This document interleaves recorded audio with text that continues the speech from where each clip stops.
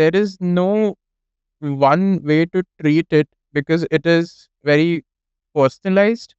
Uh, Well, there are ways to treat it. Let me jump in there. Like the cognitive behavioral therapy protocols, cognitive behavioral therapy adapted for adult ADHD. That's what was missing in that UK study right. because they were saying like my therapist didn't seem to understand ADHD. Welcome to the Mixed Emotions podcast. This is your host, Mihir Oka.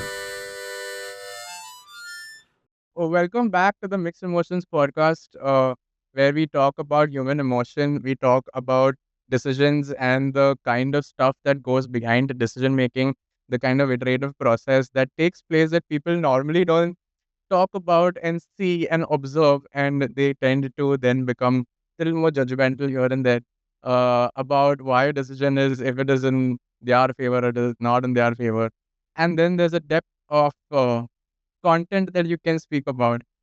Today we have with us Dr. Russel Ramsay. Thank you so much for taking out the time. You must be extremely busy with the kind of work that you Um, Thanks for inviting me. Always happy to spread hopefully useful information, and which it sounds like what your podcast is all about. do. Right. Quick introduction for Russ over here. You were co-founder and co-director of the University of Pennsylvania's Adult ADHD Treatment and Research Program, and you were also a professor of clinical psychology in the Department of Psychiatry in the Perelman School of Medicine. That was also at the University of Pennsylvania. Uh, that was before you retired in 2023, and then you took up sole practice.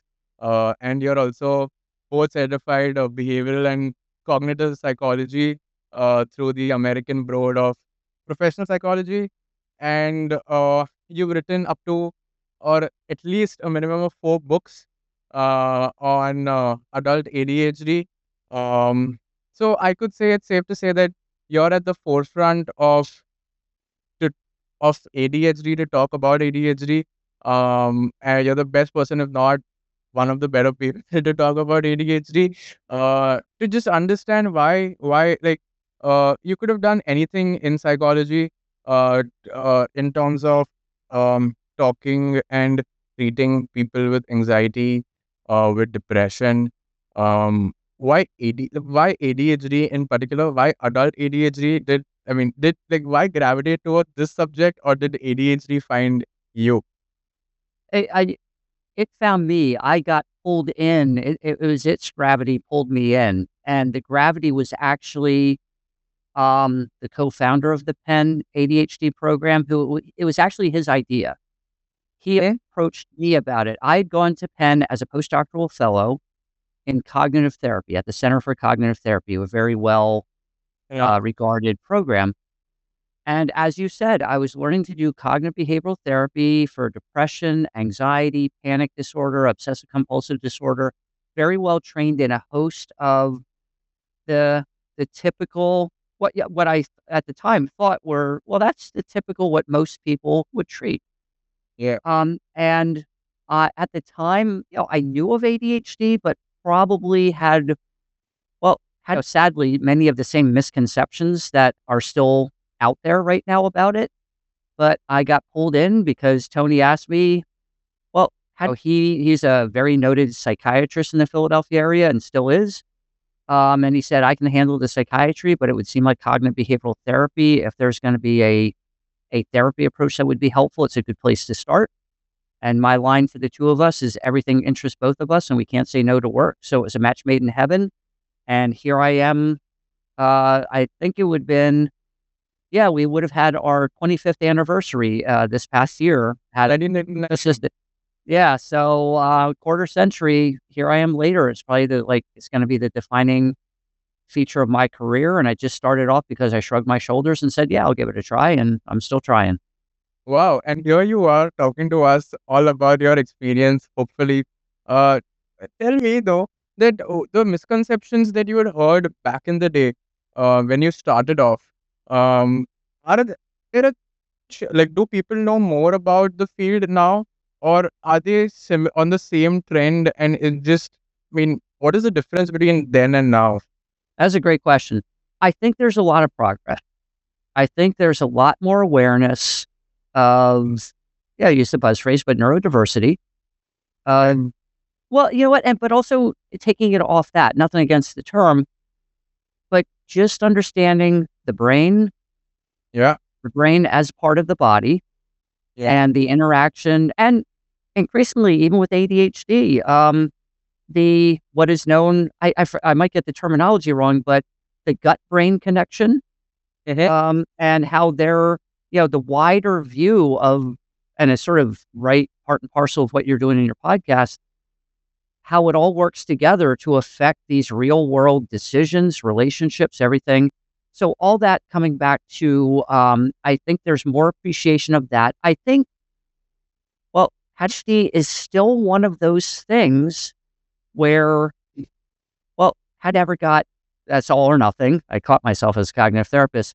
I got very little exposure to it in graduate school. And in fact, it was something I might have taken on just, to do, I don't know, not a case presentation in a class, but just talking about it a little bit. But it wasn't like I certainly didn't have it to the level that hopefully I provided the trainees I had, which is sad because at least on some measures, looking at the prevalence rates of different, at least psychiatric diagnoses, at least one dating back to the early 2000s, it was the National Comorbidity Study within the US. Adult ADHD, among adult diagnoses, it ranked as number 2 behind depression and ahead of anxiety. Well, analogy I use with that is, imagine you went to your family physician, and I know I pulled up a study that showed me like the top presenting problems for family doctors, but let's just say, oh, I can do hypertension. I'm good at picking up cardiac disorders, but diabetes, I never had that in medical school, so I can't help you with that. That's sort of where ADHD, adult ADHD at least, is still at. Yes, I think it's number 2. Well, in that study, back in about, it got published around 2004, 2005. I don't have the numbers at the ready, and just looking into it, I cite that one study because it was all within the same study. So they were asking about ADHD, depression, anxiety, a host of other things. So that came up as number 2. But even more recently, I was just looking at other studies now by different groups. But again, now this time anxiety came out as number 1, ADHD was number 2, and just a little bit ahead of depression. But even if it was in 3rd place or 4th place, it's pretty prominent for people, well, psychologists, psychiatrists, and other people in behavioral health care. That's pretty prominent to not really get trained in, at least for screening and referrals. So I think there's movement where there's more education out there. But the thing with ADHD, had a little different, because if you don't have experience sitting across from people, now this is probably the same for depression or anxiety to get the felt sense. But the symptoms are a little harder, I think, to tease apart, because somebody describing themselves, I'm having a hard time getting out of bed, I feel sad, I break into tears, or I have panic attacks, or I'm avoiding social situations, or, I'm anxious all day and it makes it harder to do things. Without pretty early on, you can probably be pretty helpful. There's some nuances in any specialty. Yeah. Exactly. But with ADHD, well, how do you know how much attention is enough or not enough, or how much activity is too much, or especially in adults where it manifests differently than children. So without having that clinical experience, if I may, I can share, like, there's actually research on this recently within the past couple months. It was a study coming out of the United Kingdom, predominantly England, but and within their National Health Service, cognitive behavioral therapy is the recommended psychotherapy, and for as well as for the treatment of adult ADHD. Now, there was a study where it was 46 individuals who had completed a course of cognitive behavioral therapy, most through the National Health System, but a couple had private practitioners, or a couple people said, I'm not sure who my therapist was part of. It changed, and there was a survey of everybody, and then 10 people did 10 people of the 46 did follow-up interviews. The results were abysmal. That people said, I felt worse after cognitive behavioral therapy for adult ADHD. But going through the interviews, and the reasons given were, that the clinicians, even though they were doing CBT, it wasn't being adapted to adult ADHD. Now, there are protocols. We had one, Steve Safran and the Harvard group. He's at the University of Miami now. Mary Salanto, Susan Young in the UK. There's accessibility, but until you know what it sounds like and you know what to look for, and even using the official diagnostic criteria, which are important, and they're not wrong, but they're incomplete, where if you're limited to that, you're going to miss a lot of folks. Right. So it's all going back to there's not enough good training. So that's been something that's really lagging behind in terms of the next generations of clinicians. I think it's moving because there's a lot more younger clinicians specializing in that or like seeking it out. I see more dissertations coming out. Yeah, we had a training component of ours, so hopefully we contributed a couple clinicians, but that's a big, from the public health standpoint, that's the big lagging behind it. Even in the UK, I think it changed over a year, if not pushing up against 2 years wait to get an initial diagnosis. And even with the US, it's finding somebody who knows what they're doing, at least competent to do a decent, and there are protocols for how to do a decent one anyway. So So, so, so what you're saying is that there has been increase of awareness of the issue. It has been seen to be pretty predominant. That means it is detected, but there is no one way to treat it because it is very personalized. well, there are ways to treat it. Let me jump in there. Like the cognitive behavioral therapy protocols, cognitive behavioral therapy adapted for adult ADHD. That's what was missing in that UK study. Right. Because they were saying, like, my therapist didn't seem to understand ADHD. It was just doing it by the book, really didn't. Right. We were just going session 1, session 2. Wait, it's like, I need more time on procrastination or time management.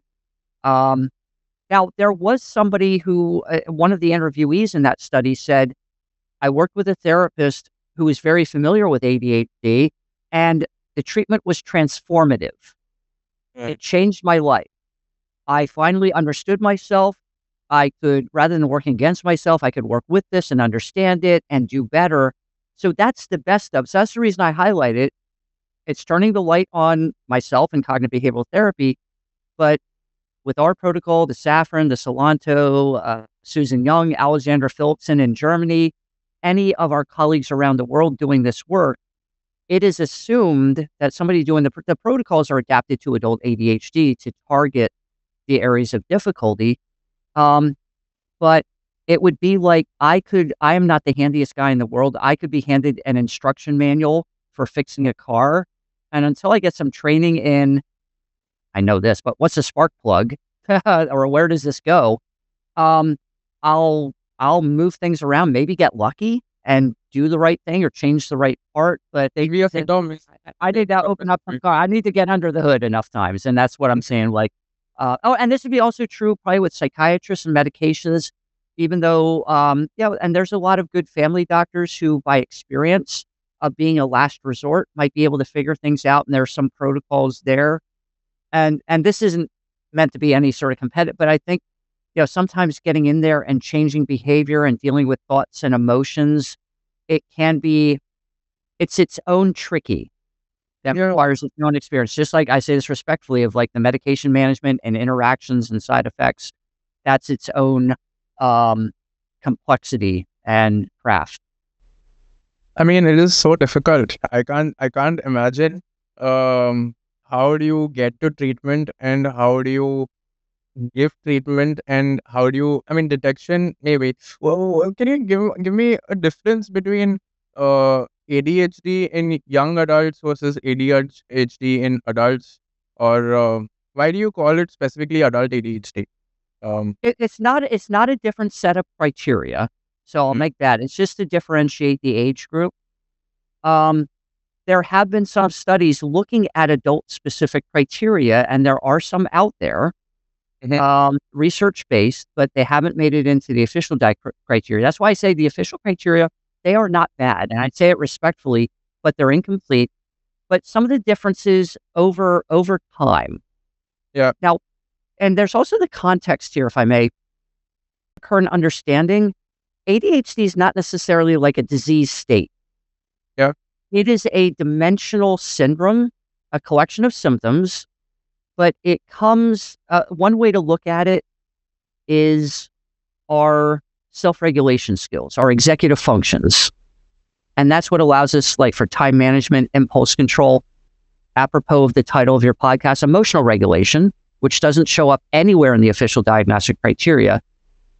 Now, a related study, now this just focused on the official symptoms of ADHD in a population sample of children. Some of them might have had ADHD, but it was a general population, some identified with ADHD. And what it was, the parents of these children completed questionnaires, an ADHD symptom rating scale, and a quality of life scale for their child. You know, there's 18 symptoms, so it could be from 0 to 18. You can endorse 0 symptoms, or at least the parents, up to every single one. And so there are a lot of children who know no symptoms of ADHD. A few with 1 or 2, but they wouldn't be ADHD. 3, 4, 5. Once we get up about like 8 or 9, that could be diagnostic. Now, in addition to, this is important for the diagnosis, in addition to any symptom criteria, it has to be associated with causing impairments, life problems. Now, you're not going to get too many people seeking out an evaluation, going into a doctor's office, say, yeah, everything's good, but I'm just curious whether I have ADHD. I got no problems, I never miss a deadline. I'm being overly glib to make the point a little bit. But in the study, once it got up to, as the symptom ratings went upwards all the way up to 18, somebody endorsing all of the inattentive symptoms, all the hyperactive symptoms, as those go up, the quality of life ratings went down in a linear fashion. So if it was a disease state, there might be some place where it falls off the cliff, like certain blood pressure or blood levels where you go, oh, this is an indicator. No, it's the self-regulation is a feature of human nature, it's sort of like a temperament, if you will. So it falls on this dimension, but there is a point at the far end where certain number of symptoms, age of onset, there has to be some evidence of it emerging in childhood or adolescence. Now there's a strict cutoff for that, and that might be where we lose some people, at least for the official diagnosis.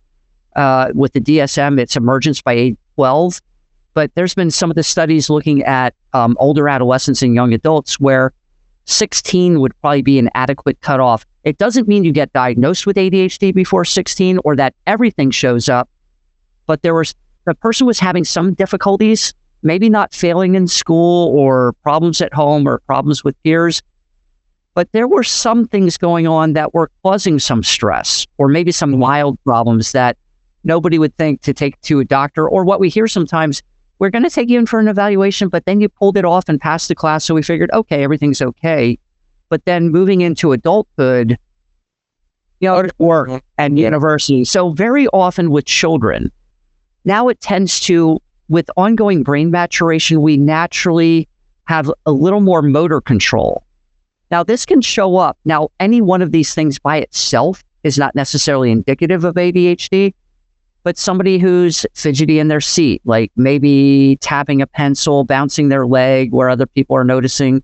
Again, if that's all there is, they're probably not going in to see a clinic, but there can be impulsive decision-making, impulsive speech, saying the wrong thing at the wrong time, impulsive spending, grown-up manifestations that might cause financial problems. Even if we say, well, the person's not getting up, moving around, or they don't seem restless, but they can also be masked as an internal sense of restless that can be distracting internally, even if the person's not bothering anybody else or looks like, Russ was paying attention the whole meeting and he was sitting still, but your mind might be elsewhere. Now, it's a combination of the restless mind, but also sometimes the internal sense of restless, like, oh, I'm so bored, I can't pay attention to this anymore. So that's the changes over time, as well as with the adult roles, and there's more expectations for intact self-regulation and self-control in adulthood, and more roles where you're responsible for the behavior of other people, like taking care of your children, taking care of your pets, working in work teams and things like that, working and playing well with others, and being able to keep track of paying your taxes, keeping your car maintenance up to date, keeping your health up to date, that aren't there that we don't expect of children and teens necessarily. So sometimes the context changes with adulthood, as do the expectations. But tell me something. You have spoken about self-regulation as a pretty big criteria while determining something in adult ADHD, because maturity is with age comes maturity, and with maturity comes the ability to self-regulate. Right. But at that point, would it be that every time something wrong occurs, or let's say I have the ability to control my gratification, or to say if somebody is addicted to, say, smoking, substance abuse, would all those people be under the same criteria and category just because it is due to self-regulation? I mean, the broader point that I'm making over here is that it's a fuzzy line and it's a blurred line between some people saying that, oh, I resonate with this problem, this also happens to me, versus people who have a chronic consistent ailment.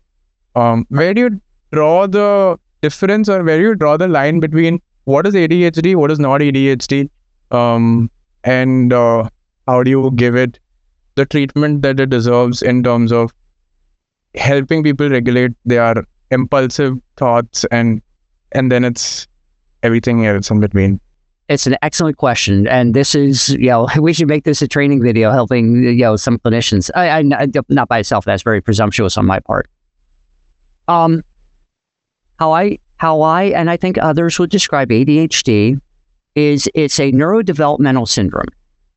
It's something that with any other neurodevelopmental syndromes like autism spectrum and others, there's a genetic neurobiological predisposition that is with you throughout brain development. So that's why there is the criteria, which I'm on board for, that there need to be some signs and symptoms emerging in adulthood. You don't catch it in adulthood. Now, at the same time, you raise a good point. Like, there can be some chronic difficulties, but the neurodevelopmental syndrome, and in case it's not clear, and you made it clear, we all have this capacity for the self-regulation, what are called the executive functions, which have been around in neuropsych literature for a long time, but more recently, probably the early mid-90s, like Russ Barkley, Tom Brown, Martha Denklis, some of the leading edge of identifying this feature. And those are the features that don't show up in the official criteria. So, making the differential diagnosis between ADHD and either the separate things like an addictive disorder, other self-dysregulation, features, that's why looking at the developmental timeline, was there evidence of ADHD before that later on, persists into adulthood. It doesn't seem to be situational. And back to the self-dysregulation difficulties, individuals with ADHD are at greater risk for addictive disorders, at least untreated ADHD, and some other features. However, people, let's just say with a substance addiction, or these days even a technology addiction, for lack of a better phrase, as part of a good interview, you're going back and looking for the developmental trajectory. And some of the interviews I've done with clients, the ones that I'm most proud of are times where I was able to sit with somebody and say, you're endorsing a lot of symptoms in adulthood and you're having these problems, but it's not ADHD. It's still something you want to pay attention to, and it's still a problem, but these things happen when you went away to college. There wasn't a sign of it before. You were doing well in college. You got introduced to this. Or one young man I worked with had a broken leg from I forget what sport he played, and it didn't heal right. It had to get broken again, and he got prescribed painkillers, and he got addicted to those. just various stories, but that takes a thorough evaluation looking at the timeline. And another differentiation for, we all have executive functions. So the example as I use, if we contract COVID and we're suffering from it for a month, our executive function will go down. If we have insomnia or just about a poor sleep, we just get a new puppy and it has to go out in the middle of the night, or a new baby or whatever, executive function will go down. If somebody is in the midst of a major depressive episode and their mood goes down, their executive function goes down. Again, the timeline, looking at, all right, the start, but after these, for lack of a better phrase, episodic conditions, don't want to cause a puppy or a baby an episodic condition, but your executive function should go back up to a relatively normal baseline. With ADHD, the baseline is always a moving target because it's very context specific. Now, one of the other maddening things is loved ones and the individual can say, but I'm great in these situations. If I like the class, if it's something creative, if there's structure, if somebody's showing me and I'm doing it with them. But over here, I fall down. Now, this isn't going to cover every situation because ADHD can be very complex, and very often the depression or anxiety that come up around ADHD, even in mild form, going back to the training, depression and anxiety in behavioral health care, and my field psychology, that's like the common cold in clinical practice or the flu. We all get trained in treating that, and even if we don't specialize it, identifying it and referring to somebody who specializes in it. But that sometimes with individuals with ADHD, it comes on later, but there's already the trajectory of ADHD there laying the foundation for maybe the school difficulties, the work difficulties, the relationship difficulties that are leading to now I'm more stressed and anxious, now I'm feeling worse about myself and more negative and I'm depressed, which are easier to pick up on. And especially for women, this is underdiagnosed, even though I think it's catching up. And there's actually, I've said this for a while, that this misconceptions, even within the field of ADHD, was that women would be overrepresented in the predominantly inattentive subtype. They wouldn't present with the hyperactivity and restlessness. Well, it turns out there's more there than we thought there were. And it's something that I'd seen in my practice where it was a different manifestation. It may not be as much the getting up, moving around, but it might be more internal restlessness, some overlap with the emotionality of ADHD and the emotional dysregulation, and in relationships and social situations, the line, and like any sort of line that is cute, it describes a little bit of it, but don't take it as like doctrine. For younger boys, their ADHD showed up in the classroom. For girls, it showed up in the playground. But people aren't. If you're causing trouble in the classroom, you're going to get your parents called in and more likely maybe get a diagnosis if it's more prominent. Mm-hmm. Whereas with the playground, it's a problem, but you're probably not having a teacher conference about it. Wow. Okay. Yeah. The comorbidities that you mentioned between ASD, that is autism, and adult ADHD are quite significant. And again, there is a fuzzy line in between. You said that there is it's genetically was that? It's part of brain development from birth going on. That's overall with all the neurodevelopmental syndromes. That's what clusters them together. Yeah. But what about adult ADHD? Adult ADHD is also, again, you have to go through a clinical diagnosis of where is it coming from, and even that is a neurodevelopment disorder only, or is it something else? No, adult with at least with the DSM-5. It used to be classified in disorders first appearing in childhood, but with the DSM-5 in 2013, and the autistic spectrum, they were placed in the neurodevelopmental syndrome. It's now viewed as both the same. They're both in the same category. Yes, there's others in there that I can't think of right now, but yeah. Right, that's all right. Okay, fair. So then it's a given that they will share symptoms Even if people say that, I mean, because I see a lot of, like on social media, I see a lot of pages promoting awareness towards um, adult ADHD, and also saying that, I am openly autistic, or am on the spectrum.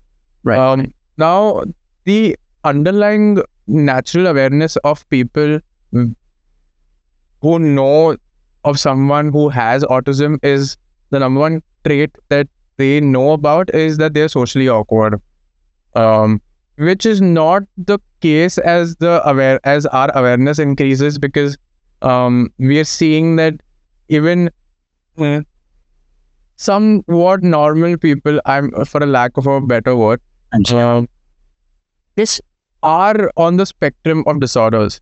My point being that when do you think is the right time to diagnose?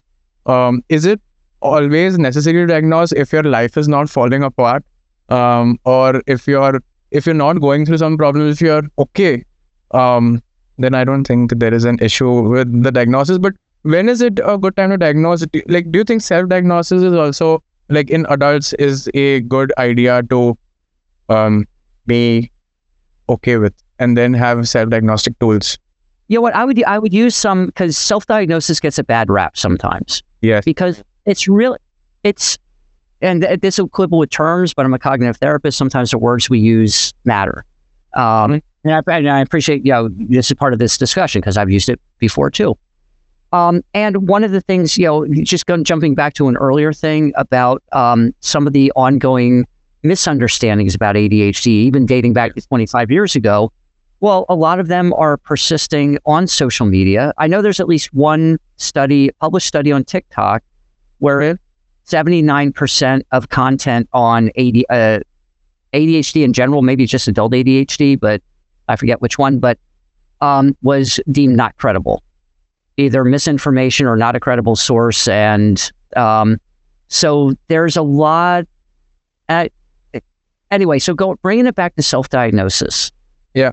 Well, if we talk about identifying difficulties, that's what I would do if I felt like I had a fever and felt like, hey, I'm not feeling well. I'm going to go see my family doctor. I'm going to self-diagnose. Something doesn't feel right. Yeah. Hopefully it's nothing big, but it's enough that I want to go see somebody else to check it out, who can give me hopefully an objective view. Right. Now, usually with our homeostasis, and how our body's working. I mean, as an aside, talking about emotions, there's, I think Antonio Damasio has made the case that that's where emotions first came from, was like even going back to, single-celled or just multi-celled organisms, was the fidelity of the physical well-being and early signals. Now with the nervous system, that's when emotions, it was like rudimentary emotion was the nervous system. Now we had like the sensations, like, anxiety or other things. So I could really geek out on this stuff, but bringing it back up. Please feel free to expand on that stuff. Well, you know what? A couple anyway, one of his more recent books, The Strange Order of Things, talks about how, things developed, and I'm always looking at things. That's what fascinates me. Even though I got pulled into ADHD's gravity, all the questions you're asking, how do we define a diagnosis? Where do we draw the line? Because there can be arbitrary lines, like even in medicine, like defining hypertension or what's high blood pressure, low blood pressure, but they're not unimportant. Correct. It's a marker, just like, corrective lenses. We stand 20 feet away from the eye chart and it's like, I have 20/20 vision or not, or okay, that reference point, we need something. Right. So, bringing it back to the self-diagnosis, if we're saying, something's not right here. I spend 3 hours reading, but I'm not comprehending what I'm reading, or I'm sitting in class, but I'm missing a lot. Right. A lot of things. It could be, I'm having auditory issues and visual issues, dysgraphia, a whole host of other things. But let me go in and sit with somebody to see what's going on. But usually there's going to be a pain point. In fact, most people probably wait too long. Well, this will pass, or maybe it's just this class, or maybe it's a boring instructor, or, it's an 8 a.m. class. Maybe I'm just not paying attention, whatever. Maybe I need some coffee.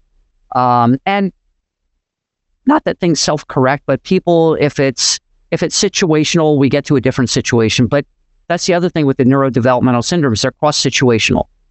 Right. It's like that. They're like with ADHD, at least 2 domains have to manifest impairments. So, but going back to the self-diagnosis of, and you know what, it's seeing how you're doing against your peers, the social comparison that we all do. Yeah, exactly. It's like our personal eye chart. How am I doing? Reference, hey, I feel like I know the topic as well as this person, but they're getting more grades than me because we both have good comments in class, but I don't test well because I can't study or whatever. Now, any of these things, again, these are one-off single symptoms that could have a lot of, like I would tell my trainees, we're looking to see whether or not we can put together enough of these patches and have a quilt that looks like ADHD. Okay, here and that, and in this situation, in that situation, despite studying for the test or reading, they spend 3 hours reading but still don't comprehend, and other things. Yeah, that looks like ADHD versus not. Right. So right. How do we tell it? It is tough. And I've been doing this for a long time. And you know what, with all the study about the cognitive behavioral therapists who they were rated as not doing a good job, that would have been me had I not gotten into ADHD. Well, no. Had I not been trained, had I not sat across from folks with ADHD, I'm sure they are good cognitive behavioral therapists, as I would have been. Or I can think back to a case I had as a postdoc where the person identified with ADHD. It wasn't part of our evaluation. That was before the Penn ADHD program. And all I can say is I apologize. I didn't know about it. I was doing really good cognitive behavioral therapy, but it was missing the mark. So it's not, I don't lack confidence, but it's just, if I'm not trained, like I said, I'm not the handiest guy with cars. I know that. Yeah. Like I tell my wife, she married a guy with a lowercase Y chromosome. But kidding aside, no, it's a training issue. It's not a competency issue, but that's like with the data on adult ADHD being as prevalent as it is in the U.S. population. Again, number 2 of the outpatient diagnoses. It's a training issue. And, one of the heartening things, and I know I'm taking this a little different route, but there's evidence of, cognitive behavioral therapy, according to the Division of Clinical Psychology in the American Psychological Association, is considered an evidence-supported treatment for adult ADHD. There are protocols out there that have been the basis for that. Our group, we only had open studies, not the randomized controlled studies, but we had positive results. And so across the board, but all the protocols were specialized for adults with ADHD and personalized, and the clinicians who developed them or were in the studies, they were the study therapists, they were familiarized with adult ADHD, but not everybody gets that training. So we have, and I'm a psychologist, and the medication treatments are among the safest and most effective in all psychiatry, taken as prescribed. So we have very effective treatments, and like by trainees and colleagues, working with adults with ADHD is very rewarding. And I do more than just ADHD, but that executive functioning model, I think it's made me a better therapist overall, the broader self-regulation, because dialectical behavior therapy for borderline personality or suicidal or self-harming behaviors, that's about self-regulation.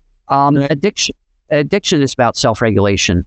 Not like willpower, like if you had more willpower, but beyond motivation.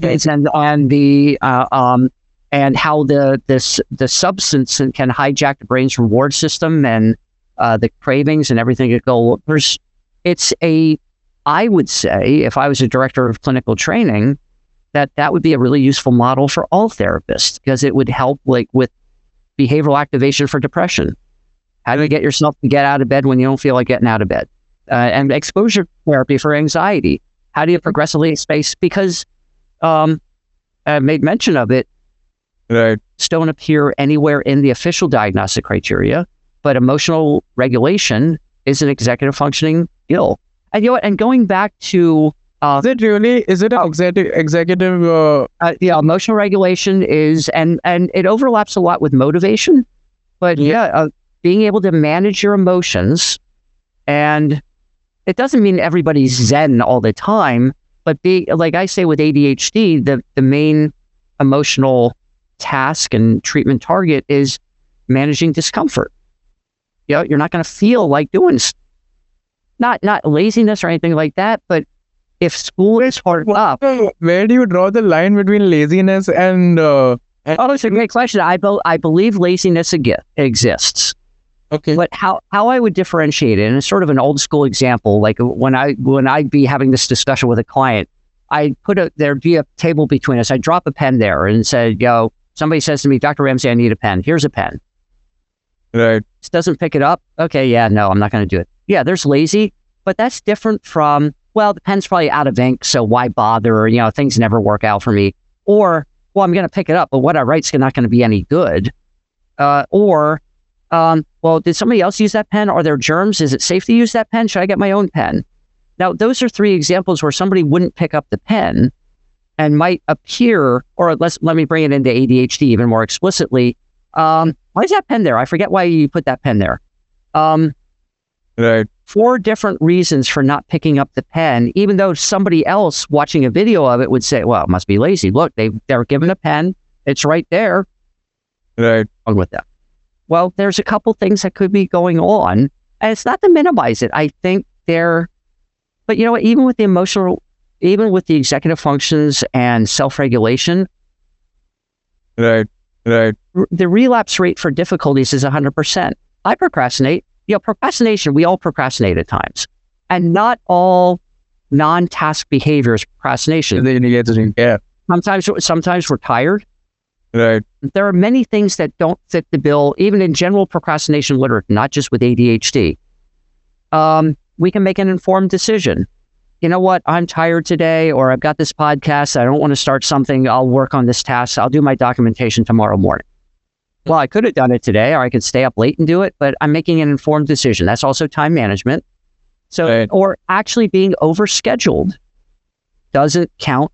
Or there's an emergency or a health issue or, other things going on. That wouldn't fit the bill for just out and out procrastination. But even with all that being said, there are times I procrastinate. Yeah, I know I set out to do it today, but I don't feel like it. Now, I don't have ADHD to my knowledge because I'm pretty good. I know I will get back to it later on, and I'll set up, like I tell my clients, and like I say, I practice all this stuff I share with you guys. This is another important point. ADHD is not a knowledge problem, it's a performance. Yes, that was the next thing I was going to come to. Yeah. It is an executive, as you said, it's an executive task, right? Impairment.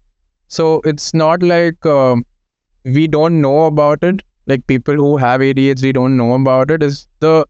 How do you get from 0 to 1 is the issue. And I have read about a lot of behavioral science techniques, or nudging yourself in if you have to go to the gym, and it's essentially your motivation to get up in the morning. Once you get up in the morning and you still don't feel like going, what do? So you maybe place your bag at your feet, or you sleep with your socks and your shoes on. And all those things are examples of self-regulation. That, like I tell people, if you wake up to an alarm, that's self-regulation. If you don't have cookies in the house because you can't control yourself, that's self-regulation. Those examples, that's our behaviors how Russell Barkley has defined executive functions, and there's many definitions out there, self-directed behaviors that we do to ourselves to self-regulate, and things like that. Wearing your workout clothes to bed so you don't have to, dress yourself in the morning, because while you're dressing yourself, you go, I don't feel like going. It's really easy not to do stuff. No, and this is where a lot of things out of social psychology and behavioral economics, like the nudge and many books on willpower, but this, and they're all very helpful. And I've had some success adapting some of these to adults with ADHD. But again, I'll tell my clients, and if we're talking about procrastination, and all I tell you is, you really need to start your homework earlier. Sue me for malpractice, please, because you know that. I'm not telling you, it's not the knowledge problem. the same thing I'll go into. I know I could do this and it's not that bad, but I just don't feel like doing it today. Now, again, if you don't have ADHD, now bundle it into the label. And for those of us without ADHD, we have some play for some degree of inefficiency as well. We should. And maybe because we're helping our children with homework, we're taking our pets for a walk, we're balancing other things, but we can generally stay on top of things. Sometimes miss a meeting here or there, but it's generally an exception. We go, oh my gosh, that's unlike me. I gotta make sure that doesn't happen again. And we're pretty successful at it.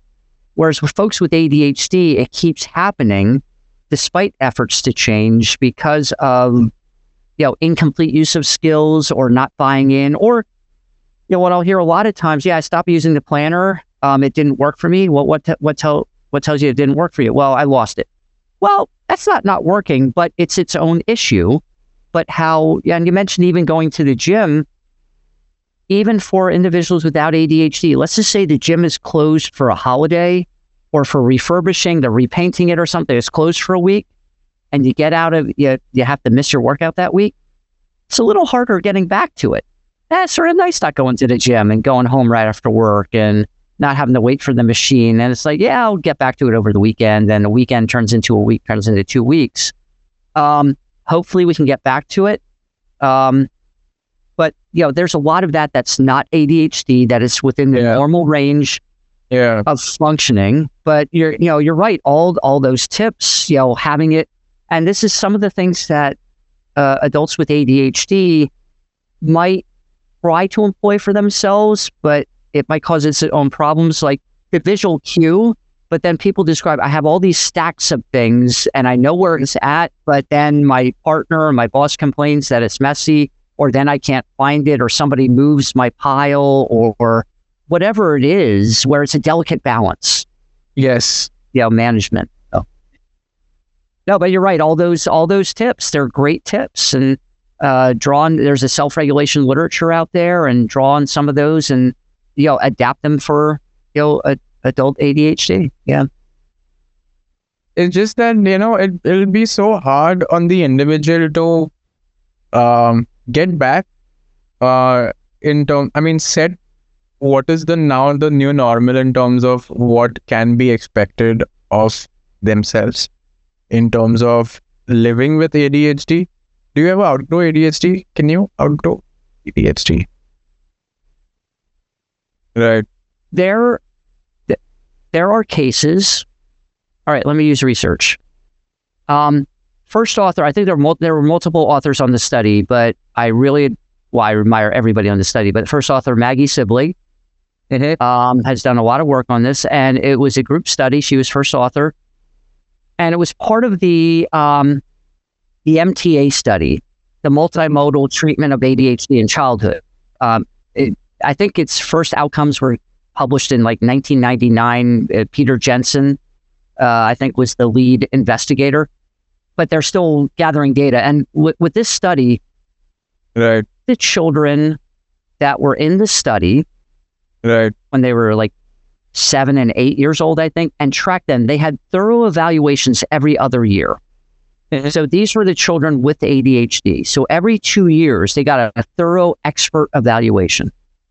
Right. And what they found at the end of the study, so they all went through about 8 evaluations over the years, and the last measurement was their mid-20s, 26, 27, I think.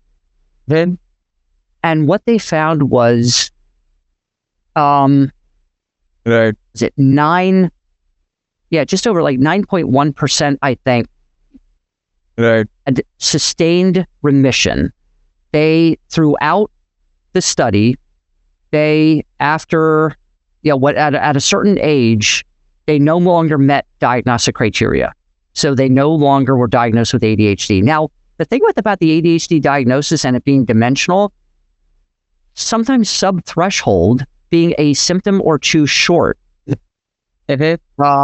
without a better explanation for what's causing problem, you can still have problems. So that's why sometimes a sub-threshold diagnosis is indicated if clinical treatment is required. But for this study, let's just say 9% grew out of it by 25 or 27. Now, whether that meant they weren't having problems, it was I doubt it was like getting over a sinus infection where you go, oh, my fever broke, I'm fine, I'm back to normal. That could have been. So there is some over time where it's non-persistent.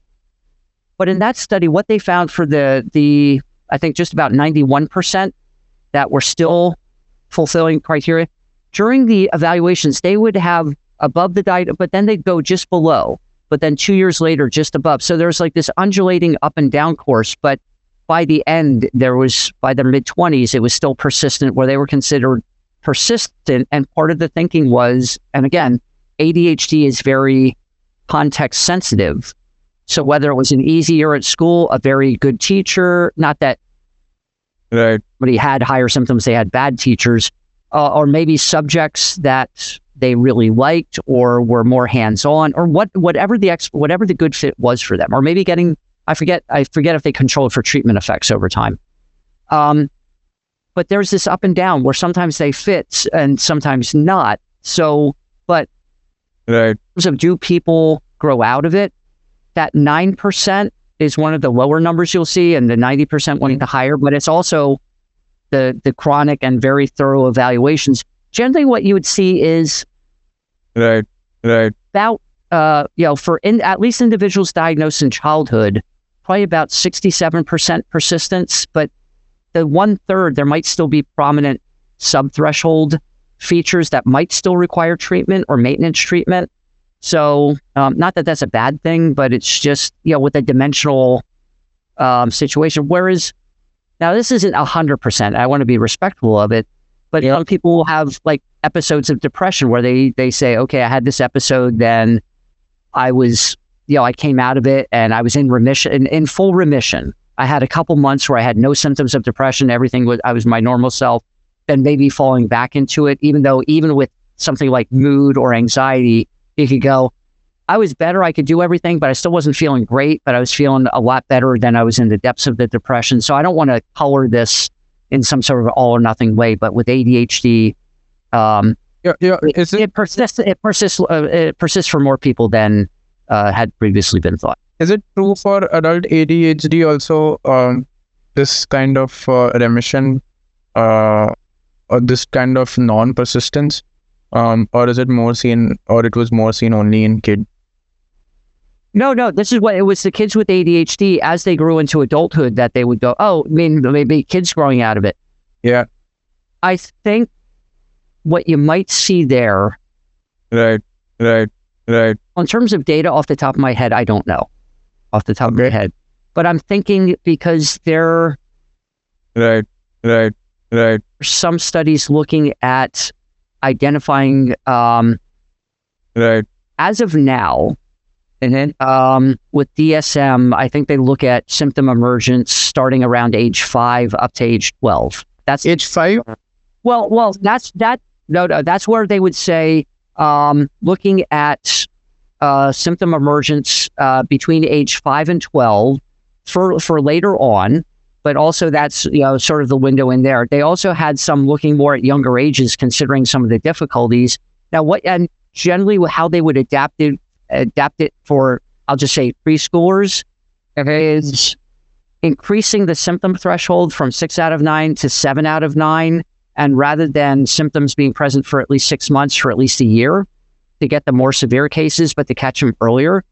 Now, I would imagine, and this is just my conjecture, I can't cite a study for this, but that what you might see at those early ages is that sometimes what seems to be a trajectory of ADHD levels out and maybe doesn't go on to be the full disorder. Now, whether that was, they had ADHD until they were 5 and then didn't, it could just be like this variation in maturity. But this is my conjecture. So I think there may be things that show up earlier on, but that it just doesn't end up, it doesn't end up being consistent with ADHD. Whereas there could also be like in childhood and maybe growing out of it by late adolescence, being subthreshold by late adolescence, things like that. Yeah.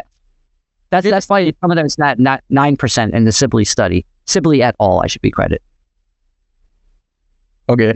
Do you think DSM-5, you said that it does not capture all symptoms and it does not account for the fact that ADHD is performance disorder and not an informational disorder.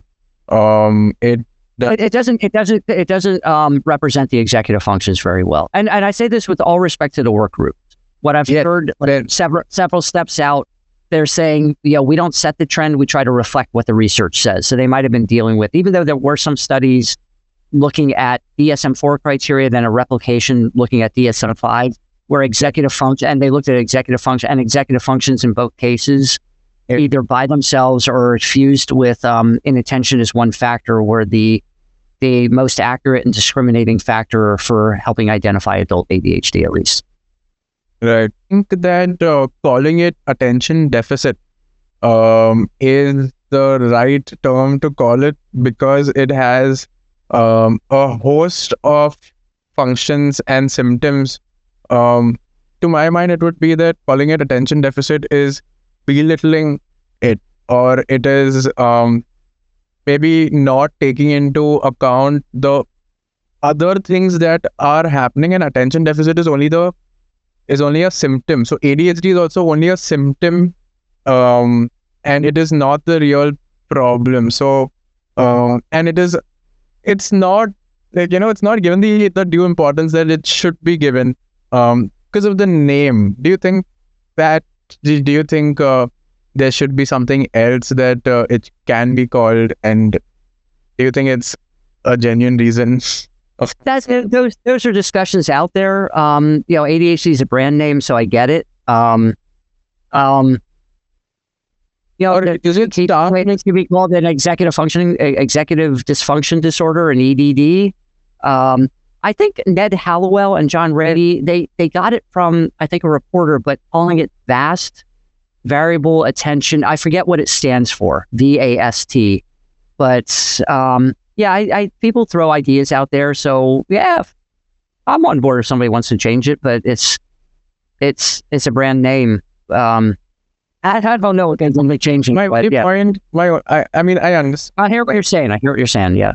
It's just that it feels that it is not taken so seriously. It is more taken into the account that, what is the difference between it being easy, looking easy, and it being effortless? What is the, it's much bigger, and it goes undiagnosed, or it goes you don't know what is wrong with you. Right. And maybe it's just that, you're not very hard on yourself. Maybe you lack the patience. Maybe, you're not good at dealing gratification, because people are not in the know that this is also an issue. And ADHD it does not really address the largeness and the vastness of what is really happening. So that is why I agree with it. It's an excellent point, because I think just the way, and this is part of the discourse, so on social media and elsewhere, even though I know there's people maybe trying to make a good faith effort talking about their experience of ADHD and whether they've been diagnosed or not, I don't know. But, you know what, I think it gets trivialized, because it's that's when you're disorganized, you misplace your cell phone. It's more like a nuisance. Yeah. No, and then that's used to, and I think people, probably more of the skepticism is about the role of medications, and which is important. They're medications. Right. They're safe and effective, taken as prescribed, but they are medications. So, and they can have side effects and interactions and things like that. That it's important stuff. Yeah. But that said, there are helpful treatments, and going back to what you're saying, you're right. As it is now, ADHD is like this meme that can be easily trivialized and said, well, that's not so bad. That's why the data, and actually it was seeing a colleague put a slide together with the whole adult ADHD being number 2. I'd known about the study, but just never connected the dots. It's oh yeah, I knew that was the prevalence rate, but I didn't situate it oh, that's more than anxiety and less than depression. And yes, it's telling. It's telling. So once you see it, you can't unsee it. And so, like I said, if we looked at general medical practice and said, all right, the number 2 reason people go to their family doctors, your family doctor most likely didn't get trained in it.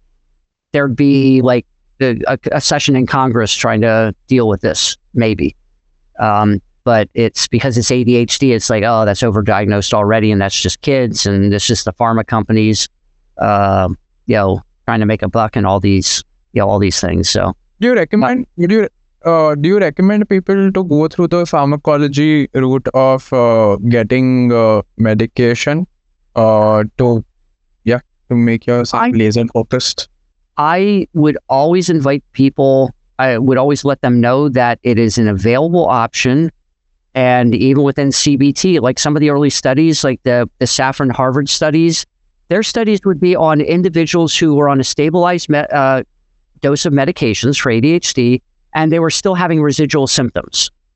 And so it was helping where, like I think Steve said at one time, and I've used his line, they picked up where the medications left off. So very often, not all the time, but very often, working in the combination treatment is the best. Some people, just rounding this out, some people get what they want out of the medications. It's like getting the right prescription eyeglasses. And every now and again, I've had work with people who, for some reason, either just did not respond to the stimulant medications, couldn't tolerate the side effects, or maybe there was a medical condition, like a cardiac condition, where they said, no, I can't take stimulants. Or somebody who's pregnant or breastfeeding, who they said, now there's no firm evidence that stimulants are safe with pregnancy or breastfeeding, and there's no firm evidence that they're not. It's just like one of those things, so it's weighing trade-offs. So no, I would let people know it is an option to have a psychiatric consultation. And even if you go into it and you get a prescription, you're not bound to fill it. It's not like they're going to lead you by the arms to the pharmacy and put it down your throat.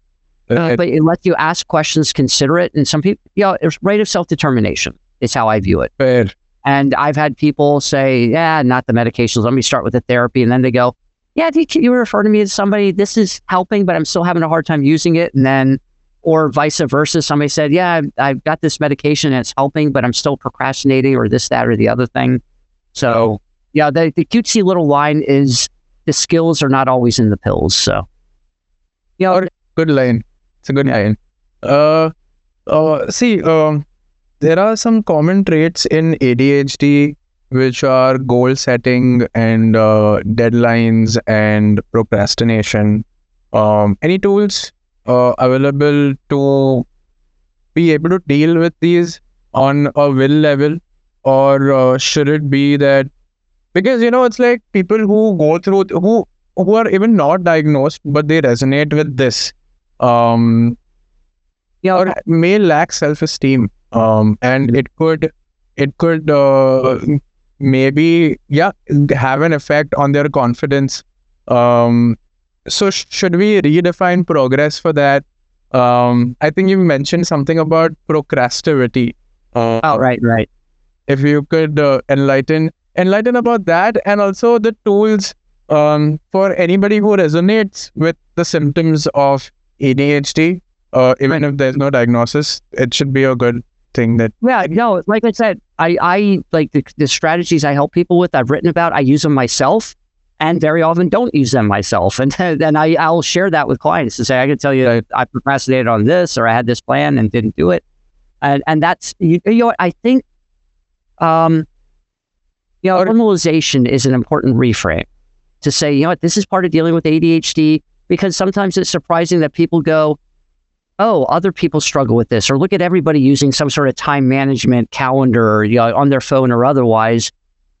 No, a lot of popular books out there in general for about how do I get more done, or how do I accept what I'm able to do, and things like that. So I think executive functions are an ongoing battle, but like I tell my clients, there's no trade secrets about what works. The planner is a tool, that one briefly. But like how I think about it, it's a time machine. Being able to visualize time. We get 168 hours in a week. So if it is a wall calendar, one day for every square, or like my appointment book has a column for each day with lines for each hour, and I've got you penciled in as an appointment for this time. It lets me look at my day, and it's externalization of time. It lets me see tomorrow. I can look at next week. And it's also, and part of what the executive functions do in time management is pacing ourselves. And knowing, like, do I want to schedule earlier? I have a long day tomorrow. Do I not schedule early tomorrow? Or I had a long day today. Do I not schedule early tomorrow? Or what do I do on the weekend? Or this, not just me, but anybody. It's a way and to make informed decisions, including scheduling downtime, recreational time, exercise time, well-being, just doing nothing, puttering around. So it's for overall well-being. It's not like, how much can I get done? That might be part of it, but it's also the overall, including medical checkups, things like that. I think the shirt you're wearing, that's probably for in the appropriate use of the word, a football team or a soccer team. Or company. I'm sorry. I'll just say, right. I'm not sure what the league that is. Let's not let facts get in the way of the good story. Let's just say it's for a soccer team. So, us for sure. In the future, someday, yeah. But I use this because there's a line among soccer players. A good player finds their rest on the field. I like that analogy because that's what we do every day. It's sort of like, when do I need to eat? When do I take a break? When do I go to sleep? When do I wake up? All that. So that's part of that wide range. So that's how the planner can be a tool for ADHD. None of this is shocking, but the personalization is being mindful of not overscheduling. Mm-hmm. Are you going to really have like 8 Zoom meetings in a row, and do you have enough time to get lunch, use the restroom, or get across campus or get across the campus of your work site if you have to go between meetings? And leaving buffer time for commuting, exercise, sleep, all those things. Really the broader use of the planner, not just, I got a dinner reservation, I have a dentist visit in 3 weeks, and overusing it, but under scheduling and finding a pace that works for you. Now, also that comes with some other things like dealing with procrastination, trusting that you'll be able to keep up with your work or other endeavors within reason. And this brings us to, within procrastination, I did not invent the word. I got it from a client because I was describing what he was doing, and he said, "Oh yeah, we call that procrastination." And as much as you can trust the internet, according to Urban Dictionary, it's been around since 2010. That's got to research everything, got to cite everything. Anyway, what is procrastination? It is like you can say that it has been there since 2010, but you popularized it. Well, it got associated with for this reason, because like I said, I got it from the client. And what we were talking about at my last meeting with him, we had talked about a report he had to do for work. And he had planned to do it over the weekend. He figured, it should only take me 2 hours. But he'd been putting it off. And we had what seemed to be a realistic plan. And then when we got together the next time, he said he waited too long, had pulled in an all-nighter and still handed it in late. And when we're reviewing what happened, he talked about, well, I wasn't going to do it Friday night, but I planned on doing it Saturday morning. But I went out to lunch or breakfast with my roommate, and then I got busy doing stuff. And I was going to sit down and work on it, but then I figured, well, I was going to fix this hole in the wall or other stuff around the apartment. Productive all weekend, but he never got around to the report.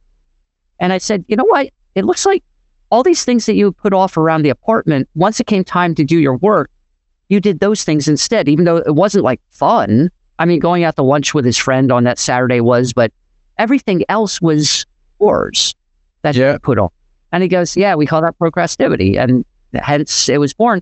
But what it got me thinking later on, well, he had put off all those around the apartment chores and fix-its and some administrative stuff he had to do, anything but work. It got me thinking, well, what was it about those tasks that when he was faced with work, all of a sudden he was able to do, that all of a sudden they were more preferable than doing the report, even though the report was higher stakes. And just in my review, the tasks tended to be more hands-on, tangible, whereas the report was more intellectual. There was a clear sense of how to get started on the chores around the house, unloading the dishwasher, fixing the wall. I'm not a handy guy, again, as you probably know by now, and your listeners know. But he knew how to do that, and it was clear, get this, do that. There was also a clear sense of making and sustaining progress. Okay, I'm about halfway done. The dishwasher's unloaded. whatever else he did. A clear sense of being done. Okay, the wall is fixed. This is done. That chore is done. Everything's done. Then all of that was left was a report, and then he's pulling the all-nighter. So I said, like, the next time he has a report, are there ways we can make it more manual, including going to where you have to go to do it, or getting things that you need, even if it's in digital, or even logging on. It's not any physical labor, but can you get to the library? And actually within that, going back to some of the like social psychology, behavioral economics type of things, the nudging, even in doing those steps with that intention, you're walking to the library, you're logging onto the computer, you're really not making any progress yet, but you're priming yourself. You're doing the actions associated with the steps. So you're stepping into that role. Just like waking up with your exercise clothes on and going to the gym, you're exponentially increasing the likelihood that you'll go there. So can you touch the task and do the first few steps? Clear sense of how long it will take to do a chore. Well, even if you don't know how long the reportment will take, can you give yourself, and none of this is shocking, but I call it time or task bounding. Can you give yourself a minimum time? I'll work on it for at least 30 minutes to see how far I get, or I will work on the first section and complete that and reassess. But knowing that if you have the buffer time, once you get started, you're most likely going to keep going. But even if you only have a half an hour to spend on it before you have something else you have to do, at least you get something done. And then it's a little easier to get back to. But then you can set it up. Again, either time bounding or task bounding. And then that also gives you a clear sense of completion, maybe not of the whole task, but of that work step. Okay, I did something. And we leave it feeling better, having done something. And ultimately, hopefully getting the clear sense of completion where we go, okay, I submitted the report on time. Now I don't have to think about it anymore. Now, within the cognitive behavioral therapy, there's a lot of other stuff going on too. And part of it is also the where and when are you going to do it, which I mentioned, what time are you going to do it, making an appointment with yourself. Then there's like, all right, even if you have the plan, how might you think yourself out of it? I don't feel like doing it. Well, you're never going to feel like doing it. And maybe there's a history with, my reports, I always get negative feedback on. Well, is there anything you can go back about the feedback you've gotten before and try to correct it this time, or however you factor it in? Including also some of the thoughts about, think how good it'll feel at 4:30 when you're done with your work session. You don't have to think about it the rest, and you still have the whole rest of your day, rather than, I got to work on this all day. Because, sometimes people will set out to reassure themselves, I'll work on it all morning Saturday. Yeah. You're not going to do things you like all morning on Saturday, much less a report. But if you make it 30 minutes, an hour, or I'm going to work on 3 sections or type at least 200 words, whatever it is, once reaching that, maybe you will work on it for 4 hours. And even if you have a history to say, well, sometimes I get going on it. Yeah, but you probably didn't set out to do it that long. You might have caught a wave of motivation or whatever. So it's ways to take what people are already doing and sort of repurpose them and use them. And it is the old line about breaking a large task down into smaller steps, which for ADHD is an adaptation because that's a working memory issue. Holding on to and manipulating information, either externalizing it, because I have a worksheet for this anti-procrastination form, breaking down the steps I just outlined. Maybe it's working it through. So even thinking about it is the first executive function, behavioral inhibition, a pause. Rather than, I'm just going to do this, do that, eventually I'll get back to work. Pause and really reflect on what you want to do and when you want to do, and having a plan for it. Nothing guarantees it, but we're trying to increase the odds. And then the working memory issue is, all right, where am I going to do it? How am I going to do it? And what are the steps that go into doing it, including that onboarding? Let me log on to the work website. Let me get the book I have to read for the assignment. And like I said, it's sort of like a running start for it. And the other thing, that's the thing with like some sort of external plan or externalization of information, rather than figuring it out in your head, put it on the planner and see. And then you can also see, I'm going to work on this from 3 to 4, but then you can see the whole rest of the day. So I'm not going to be doing it all day, but this is part of the cognitive reframing. It's also part of the emotional, I don't feel like doing it. Well, you probably won't feel like doing it as a precondition, but once you engage with it, that discomfort will probably go down in a few minutes, because rather than it being conceptual, oh yeah, I got to do this. Now you're touching it. It's tangible and it's one reality. That's a lot easier to manage than all the, oh, this is going to happen, or it won't be any good, or the boss won't like it. That noise, it's a way to really refocus down on the task. Nothing works 100% of the time, but it seems to be, people seem to respond well, and procrastination is just catchy and people haven't heard it before. But like the steps, it turns, rather than trying harder and harder to not procrastinate, into steps that we can do. And it's clumsily, well, the initials are SAP, but it's trying to make tasks specific. Oh, I'm trying to catch up. I got to catch up on homework, or I got to clean up the house. Those are broad, vague, and non-specific. Yeah. Where in the house am I going to start? Which homework assignment? What section am I going to start on? The paper, the problem set, actionable. Let me get to the library. Let me start by rereading the questions or the essay. Let me reread the last 2 paragraphs I wrote before I get started. And then the P is for pivot point. And that's just my fancy way of saying, when in your day, when's going to be the pivot that you go, okay, that's at 1 o'clock, I'm going to stop doing this, work on my homework for 30 minutes, and then I'm done. I can pivot out of it. Just as a way to, make it more compartmentalized. And the fancy phrase for all this is event segmentation, breaking down the task, and sequencing. What order do I do it? Because that's a working memory. And sometimes even just, okay, I'm going to do homework. Which one do I do? Vibrate. I can't decide. I'm going to go do something else. But if we already have this decision made, the pre-commitment, it's sort of like the pre-commitment of going to the gym. I'm going to the gym tomorrow morning. My bag is by the door, or I'm going to wear the exercise clothes. My keys are there. All I have to do is grab it and go. I mean, I had one gentleman in my whole career, I think this is the only one that happened. I would tell people, like, getting into your car after work, something like that, with the intention of going to the gym, including breaking it down. You get to that intersection, remember, you turn left, not right, because left is to the gym, or right is to home, and really layering on that. Remember when you get there, if you can turn left, you're going to do your workout. One person in my career said, I'd say, once you get to the gym, you're going to do your workout. Or even on the way, you're getting into that mode. And one person said, Dr. Ramsey, I got to the gym, turned off my engine, sat there for a moment, turned it back on, and left. So he went all the way there, but he so didn't want, and when I said, well, you made an informed decision. You got all the way there. I can't fault you on that. You just so didn't want to go.